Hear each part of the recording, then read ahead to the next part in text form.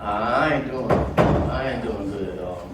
Crossing the threshold between certainty and the unpredictable. I just don't want to go back to jail. You're not going to jail. Just part of the daily duties for deputies responding to calls for help. You don't know what they went through that day or what they've been going through that week. Sergeant Demetta Reeves is one of several deputies from the Genesee County Sheriff's Office enrolled in a 40-hour hands-on crisis intervention team, or CIT, training program. So we just make sure that they are using the skills that they learned throughout the last 4 days, and that they're just executing everything that they learned, including resources and all of the verbal de-escalation techniques. These real-life scenarios are developed by Kaylee Baker, the manager of criminal justice diversion at Genesee Health System. And I like that you leaned into that. So he said something about hurting them, himself and the baby, and you said, what do you mean by that?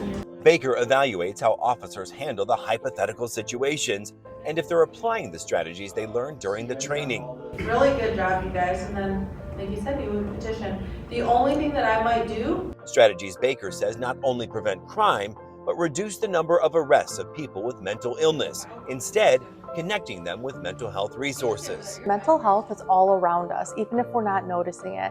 And these skills will not only be good for something that rings out over the radio as a mental health call, but for things that aren't mental health calls as well. You mind if I take that bottle from you? Just for everybody's safety. Our actor was actually pretty calm when compared to what we deal with sometimes. Sometimes they're not that calm. And sometimes that can make for a dangerous situation. CIT has shown to reduce the chances of an officer getting hurt during a mental health crisis call by as much as 80%. So this actually gave me a different perspective on how to do that.